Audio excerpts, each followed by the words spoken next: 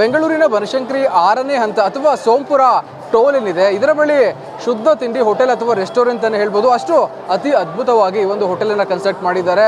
ನಿಮಗೆ ಸ್ಯಾಂಪಲ್ ಅನ್ನು ತೋರಿಸ್ತಾ ಹೋಗ್ತೀನಿ, ನೀವು ನೋಡ್ತಾ ಹೋಗ್ಬೋದು.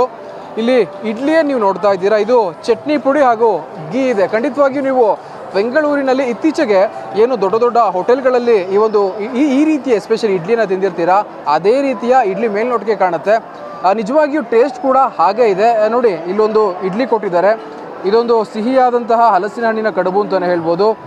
ಇದು ಒಂದು ಬಿರಿಯಾನಿ, ಎಸ್ಪೆಷಲಿ ಇದು ಒಂದು ನಿಮಿಷ ನಿಮಗೆ ತೋರಿಸ್ತಾ ಹೋಗ್ತೀನಿ. ನೋಡಿ ಯಾವ ರೀತಿ ಇದೆ ಅಂತ. ಖಂಡಿತವಾಗಿಯೂ ಯಾವುದೇ ರೀತಿಯ ಫ್ಲೆಶ್ ಆಗಲಿ ಆ ಥರ ಇಲ್ಲ. ನಿಜವಾಗಿಯೂ ಒಂದು ಬಿರಿಯಾನಿ ಯಾವ ರೀತಿ ಇರಬೇಕು ಆ ರೀತಿ ಇದೆ ಅಂತಲೇ ಹೇಳಬೇಕು. ಇನ್ನುಳಿದಂತೆ ಇದನ್ನು ಟೇಸ್ಟ್ ಮಾಡಿ ನೋಡೋಣ ಯಾವ ರೀತಿ ಇದೆ ಅಂತ.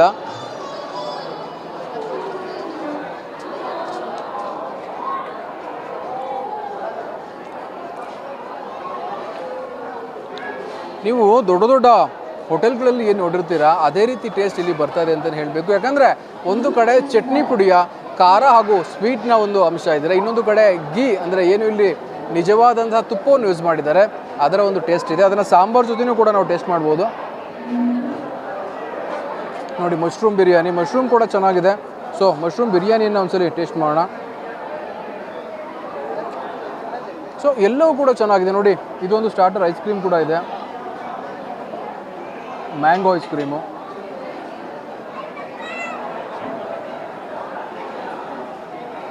ಸೂಪರ್ ಆಗಿದೆ. ಅಂದರೆ ಇವತ್ತಿನ ಈ ಒಂದು ಕಾರ್ಯಕ್ರಮದ ಉದ್ದೇಶ ಏನು ಅಂತ ಅಂದರೆ, ಕಡೆಯ ಬಾರಿ ಒಂದು ಚಿಕ್ಕ ಬೆಂಕಿ ಅವಘಡ ಆಗಿತ್ತು, ಹೋಟೆಲ್ ಸಂಪೂರ್ಣವಾಗಿ ಸುಟ್ಟು ಹೋಗಿತ್ತು. ಕೇವಲ 30 ದಿನಗಳಲ್ಲೇ ಶುದ್ಧ ತಿಂಡಿಯ ಮಾಲೀಕರಾದಂತಹ ನವೀನ್ ಏನಿದ್ದಾರೆ, ಅವರು ಸಾಕಷ್ಟು ಶ್ರಮಪಟ್ಟು ಈ ಹೋಟೆಲನ್ನು ಮತ್ತೆ ಮರುನಿರ್ಮಾಣ ಅಥವಾ ರೀಕನ್ಸ್ಟ್ರಕ್ಟ್ ಅಥವಾ ರೀಬಿಲ್ಡಿಂಗ್, ನೀವೇನಾದ್ರು ಹೇಳ್ಕೊಬೋದು. ಸೊ ರೀಕನ್ಸ್ಟ್ರಕ್ಟನ್ನು ಮಾಡಿದ್ದಾರೆ.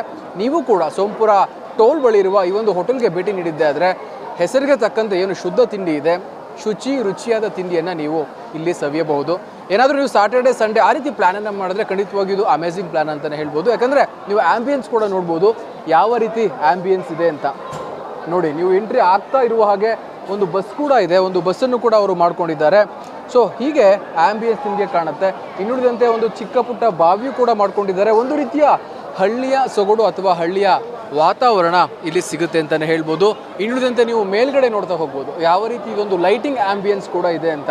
ಯಾವುದೇ ರೀತಿಯ ಅಥವಾ ಯಾವುದೇ ದೊಡ್ಡ ದೊಡ್ಡ ಹೋಟೆಲ್ಗಳಿಗೂ ಕೂಡ ಚಾಲೆಂಜ್ ಹಾಕುವ ರೀತಿಯಲ್ಲಿ ಒಂದು ಆ್ಯಂಬಿಯನ್ಸ್ ಕಾಣ್ತಾ ಇದೆ. ಇದರಲ್ಲಿ ಯಾವುದೇ ಒಂದು ಕಾಂಪ್ರಮೈಸನ್ನು ನವೀನ್ ಅವರು ಮಾಡ್ಕೊಂಡಿಲ್ಲ ಅಂತಲೇ ಹೇಳಬೇಕು. ಹೀಗಾಗಿ ಈ ಎಲ್ಲ ಆ್ಯಂಬಿಯನ್ಸನ್ನು ನೀವು ಸವಿಬೇಕು ಅಂತ ಅಂದರೆ ಬೆಂಗಳೂರಿನ ನೈಸ್ ರಸ್ತೆ ಬಳಿ ಇರುವ ಈ ಒಂದು ಹೋಟೆಲ್ ಶುದ್ಧ ತಿಂಡಿಗೆ ನೀವು ಬರಲೇಬೇಕು.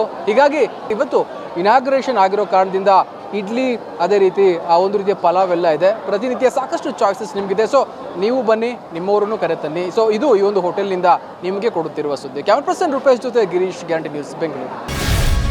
ಗ್ಯಾರಂಟಿ ನ್ಯೂಸ್, ಸುದ್ದಿ ಖಚಿತ, ನ್ಯಾಯ ನಿಶ್ಚಿತ.